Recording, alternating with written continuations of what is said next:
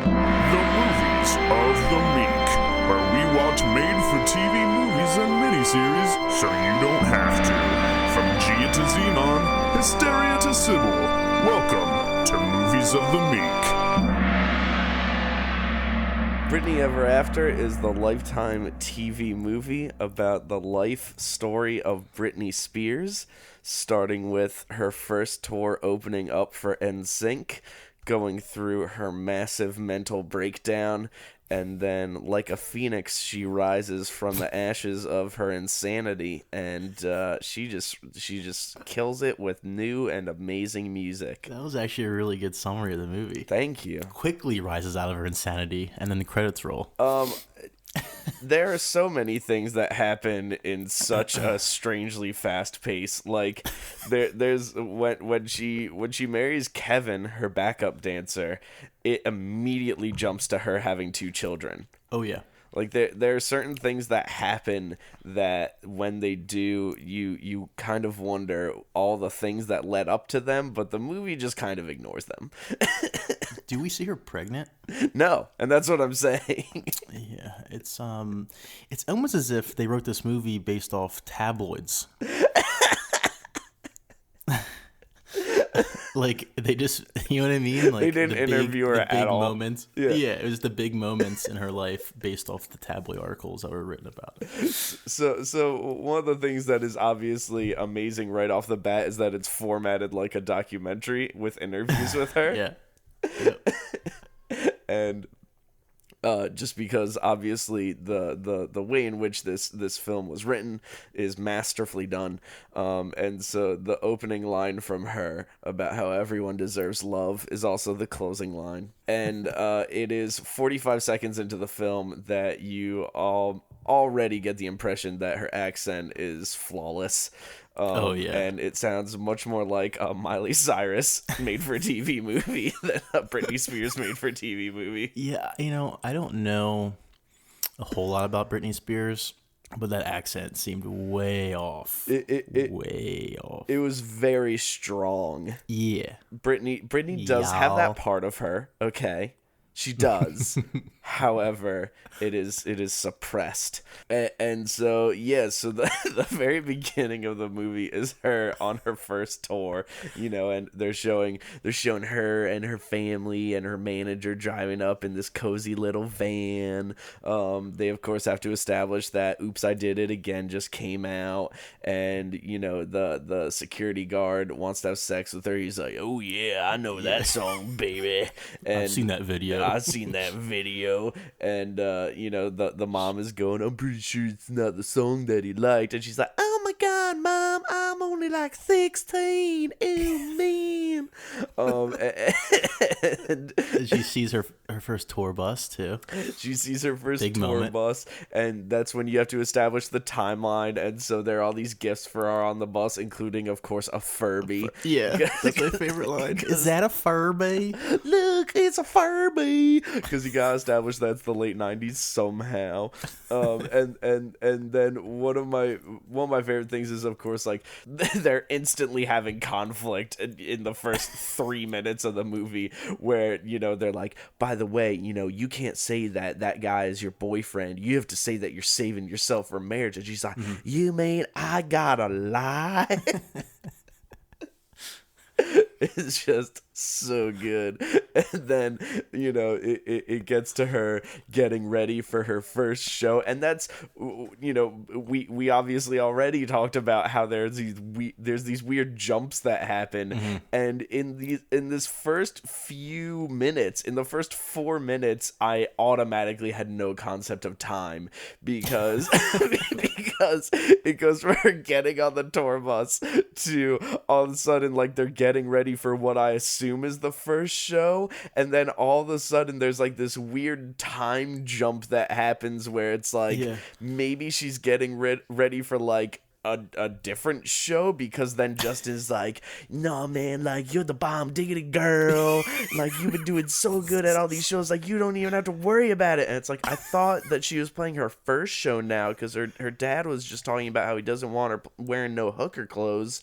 So what time period is this? How many shows has she played? and then that's when you get her to, she goes on stage for the first time, and you get to experience the fact that they have no rights to any Britney Spears music for this movie. No, not at all, dude. I think there's three musical acts in this movie, and they're all covers. One of them makes sense. I think the VMA performance, she actually did a cover of Satisfaction, so that's fine. But the other ones were just like, why the fuck is she singing this at this concert? And like, even the fucking, like, she's playing like stadiums at this point. Like, she blew up quick. And in this movie, it looks like she's in like a fucking bar. Like the stage sets are so fucking poorly done. And that's one of the things that I was thinking of, is if this movie didn't change at all and it got the rights to Britney Spears songs, would it even be good? No. Would that really elevate it that much? I mean, I really wanted to hear Toxic. Okay, yeah. At some point in this movie, but we didn't. I mean, the era when she goes crazy, that's the Blackout era, which has like no singles. So that's after Toxic, right?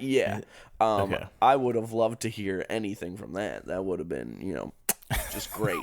I don't think Britney liked this movie or approved of this movie, because this movie is like insulting. It is pretty insulting. It does also make me concerned for her mental health, because they do portray her as an insane monster of a person. During the photo shoot sequence, they basically have made her seem borderline schizophrenic. Yeah. Oh yeah. I love when she wipes the chicken wing sauce on her gown. And they're like, is she wiping the chicken wings on that $10,000 gown?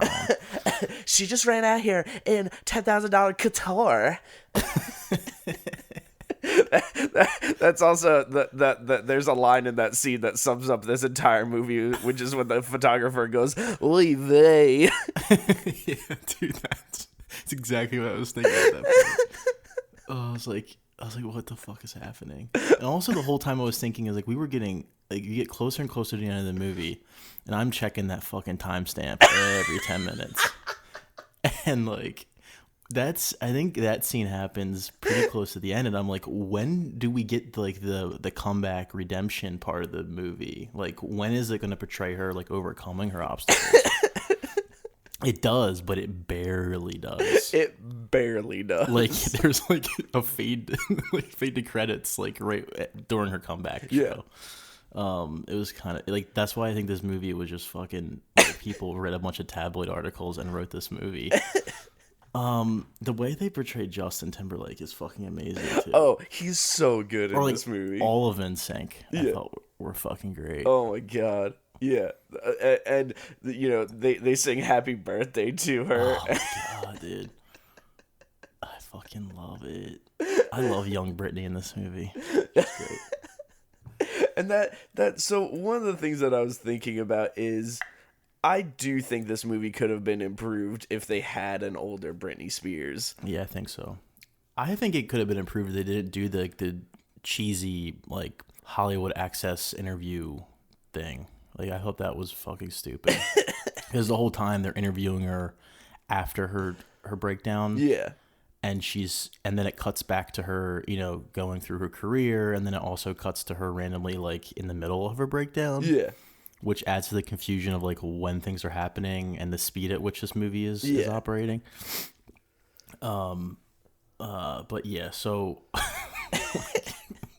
I think an older Britney would have been better. Yeah, it would have been nice.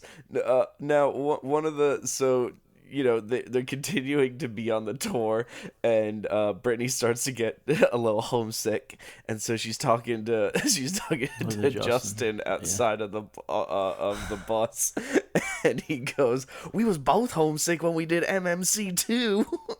And I was like, Justin just abbreviated Mickey Mouse Club. This is my favorite movie of all fucking time. and then so they go inside, and they're like, it's time to raw dog. We're madly in love. Oh my god. Justin, of course, is like, you don't have to do this if you're not ready, but I am madly in love with you. And she's like, I'm in love with you too. And then they play this like really weird, fake, sad Britney Spears song that once again is fake. And they have sex. And it's amazing. Yeah. And it's so good. Her mom's sleeping in the other room. Oh my god. And then it's of course after that, that like their relationship is starting to build up, and she's like, I think that we should let the whole world know that we're in a relationship together. And he's like, you mean I get to let everyone know I'm in a relationship with the hottest, dopest, flyest girl around? And then they make out, and I was just like, once again, like, Justin is the man. He's so fucking sick. Was he really like this? Like, or is this like a cartoon version of him? And that's the thing, is that I feel like his media persona is what's being acted out in this movie. Like, it's not persona. Yeah, it's not the way he actually is. I wish he was like this. And so yeah, like they debut as a couple, which of course the famous denim outfits that they wore together. God. But the outfits they have in the movie weren't even that good. Like, the real life outfits were fucking amazing. The real life outfits are absolutely incredible. Because he's wearing a denim cowboy hat in real life, and in the movie he's wearing a denim fedora. Which is not as cool. So they then transition to, of course, the wonderful like family times that they have. They're slowly, as the movie is progressing. Also, it's difficult to tell because time isn't really a functional thing. They keep bringing up the fact that like the dad is a messy drunk. Dude, and I was gonna bring that up. Like they shit on that dad. Like, oh yeah, they portray him as a terrible, terrible drunk. He kind of redeems himself at the end, but a little bit. Can you imagine being the Spears and having this movie made about you? Just like, but so they're on the beach and they're with Britney's sister, Jamie Lynn Spears. Yeah. And that's when Justin says my favorite line from the film, which is, every dope castle needs a fly moat. When they're building it, they then see the mom and dad fighting. They then are like, you know what, Jamie Lynn, like, we'll take you inside and everything will be fine. And so they take Jamie Lynn inside. That's when they see that their house has been robbed. And that's when they're like, oh my god, someone stole our sex tape. which I love the fact that like they didn't turn that into a larger bit of contention. Basically, it's just like it like ends there. I don't think ever hear about it again. Like what happens is the dad goes, oh my god, my baby made a boudoir video. And then her manager is just like, hey, yeah, so I just called the police, and by the way, like, it wasn't a big deal. It was just some kids that were down the street. They know about them. They know everything that's been happening. And by the way, they found all the possessions, including some tapes. It's like this was literally like this is a part of her life they could have skipped over. Yeah, and it's one of those things where it's like they just wanted a scene with a bit of drama for like 10 seconds, and so they not only made that drama but got rid of it immediately. Yeah, they do that a lot in this movie. And then, like, I feel like right after this scene, their relationship deteriorates like rapidly. Oh, like, yeah. So so Justin sets her up with his dance coach. Yeah. And there's this whole thing of him being jealous of this guy because he's like kissing her cheek and he's texting her and writing her notes. Yeah. And this is what ultimately leads to them breaking up. And I'm not sure if this is what happened, or this is something the movie just made up. I have no idea. But like it happens within like I felt like it was like 10 minutes. They were like together and then they weren't together. Well, okay, so there's a little montage sequence that happens. There is, yeah. Where she's hiring dancers. Like they pick people off the street. Yeah. Yeah, I like that. and it's during that montage where they're hiring dancers that she and Justin are playing phone tag, and she's like, baby, I miss you, I haven't seen you. And then, you know, he'll call her at like 2 a.m. and be like, hey, just thinking about my flyest, dopest, coolest girl. And they just continue playing phone tag until finally, yeah, they just completely break up. Because he suspects that, you know, she is having sex with Wade, and Justin and Britney, you know, are having difficulties because of the fact that NSYNC is starting to do badly, and Britney Spears is still doing one. She's like, it's not my fault you haven't had a hit in months. And he's like, you shouldn't have fucking said that, you fucking bitch. And so when they break up, the greatest thing ever happens, which is the dance fight. This is the clip you sent me when you were telling me about this movie. I was like, we have to do this. No, that did happen in real life. No. Yes. What? So that is an actual thing that happened. Which gives it validity. Oh my god! But it's the one accurate thing in this movie is that scene. But it still is one of those things where it's so ridiculous and it goes on for so long and it's so weird, and they're not that good dancers. No. That it's just absolutely baffling. Oh, it's so good. I love it.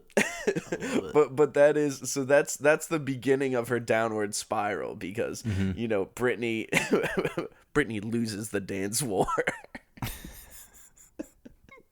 No, that's a lie. She wins. But you know, it's her attachment to Justin that through her winning, she realizes that she's lost. And you know, it's at that moment that she's now afraid, because, you know, to quote one of the interview segments with Britney, you know, no one's ever understood her like he did. And so she goes on this downward spiral where she's just dating a billion dudes and having sex with a billion random dudes. She ends up marrying one guy on a whim that her manager is just like, God fucking damn it, Britney. He's like, do you even know what his favorite color is? You dog person or a cat person? And she's like, it doesn't matter, we're in love. And he's like, no, no. Which brings me to the question. What is your favorite color, Zach? My favorite color, I like a blue, like a pastel blue. Okay. I think that's my favorite color. What about you, Max? My favorite color is purple. Yeah. I wonder what Britney's favorite color is. Shaved? Shaved. Flesh color?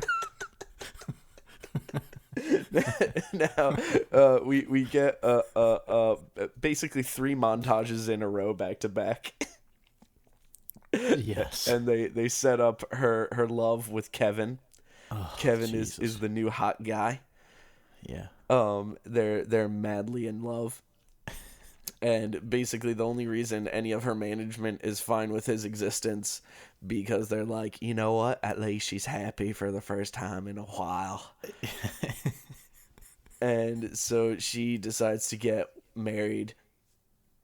There's a wedding montage immediately after. They basically had a bumping and grinding montage.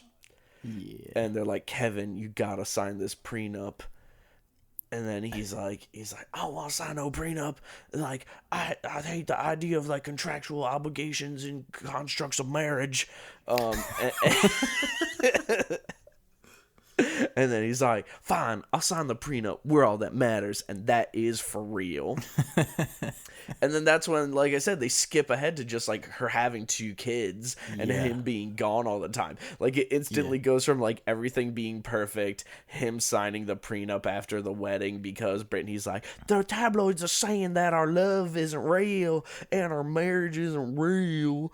And he signs the prenup and it instantly just skips ahead to them having kids. Yeah. It was really weird. I didn't even see them as a family. No. He's gone. Yeah. And there's that scene where she's just calling him over and over again. And then doesn't it cut like immediately to them breaking up? Like right after that? Yeah. That's my favorite fucking scene. They have a big fight because she like steals his phone and he's getting texts from this lady. He's like, come to my room and fuck me. And she freaks out. And then I think as she's leaving, she like texts him, and it's like the text appears on the screen, and it's like I went to divorce you. It's like spelled all like text shorthand for no fucking reason. And it's the number 2, Yeah, and it's the letter 2. U. It's like makes no sense. Like what the fuck? It's so good. It's like I wonder if that's how Britney really texts. Especially when she's gonna divorce someone. That's what I would love to know. I want to divorce you. It's like what the fuck. And then at this point she's definitely spiraling. Yeah. Does she have another fling, or is this after this point? Is she just going off the rails? It's after this point. She is just off the rails. Okay. And this is where we get to the beautiful head shaving scene.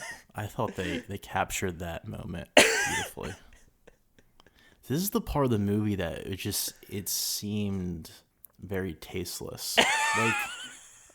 Like it's like, like I was saying with the tabloids, like they just found pictures of her in that moment and they try to replicate it. Yeah. Like shot for shot. I was like, I don't know. There has to be a better way to depict this in a movie. Yeah. That's not just like, isn't she a fucking freak? Like, shaving her head and like waving an umbrella at paparazzi. Yeah. And the crazy thing is that like she looked crazier in the real life photos. Like they didn't even go as far as Britney did in real life. Yeah. She looked bonkers, man. And then she does that, and then she kind of so she has that guy who's like fucking on her ass all the time. Is he like a paparazzi guy that kind of like befriends her? Yeah. And is like, what's his name? I don't remember his name. I don't remember his name either. But he's like, he's like trying to protect her and shit, and like keeps her in the house all day, and some really weird shit going on. Yeah. You ever seen the Brian Wilson movie with John Cusack? No. Like Brian Wilson had a doctor who did the same thing to him when he was going through his mental breakdown. This doctor like kept him in his house all day and like stole his money and all this shit. It's crazy. Holy shit. Took advantage of him. Yeah. Weird. I know. Fucking being a celebrity is rough, man. It's rough. And that's so one of the things that this whole thing kind of led me to is, do you think that there's 2 things that they couldn't show for this movie, which is, 1, I don't think that they could show that she was doing drugs because it was Lifetime. Yeah, you're right. They really didn't show. They showed her boozing a little bit, but it wasn't even that bad. Yeah. It kind of That's like, interesting. Like you would assume that she's either like doing a shit ton of coke or something. Yeah. Or like maybe, and this is a crazy conclusion to jump to, like she's doing opiates of some kind. Well, maybe they couldn't do that because they didn't get. I don't think they got her like the rights to actually do this movie. They obviously everything they touched on in this movie they were all stories and things that were in the public domain. Yeah. So I guess they couldn't have scenes like that because then she could probably sue them for depicting her doing like fucking drugs and like anything illegal, I guess. And that's so one of the things that talking about how insane they depict her in this movie and at the end of this movie, and like you were saying, like they resolve it so quick that you're like, oh. One of the things that like that it does make me think of is like, when you get to that photo shoot, like one of the things that they kind of make it seem like is that she has like what's known as like depersonalization disorder, which is where like, you can't recognize yourself in the mirror, and it's like she's and that's why I was saying like borderline schizophrenic. Like she's gotten to the point where like her construct of reality is like so disjointed from her sense of self that it's like she's now just become like an abstract concept, and that's what she literally says. Like she says in that one of the interviews. One of the interview sections, she's like I felt like I was viewing everything I was doing from outside of myself, and so it's one of these things where it's like they don't talk about it because it's possible that they can't talk about it, but it's one of those things where it's like, was she medicated after all of this, in order for her to retain some form of normalcy?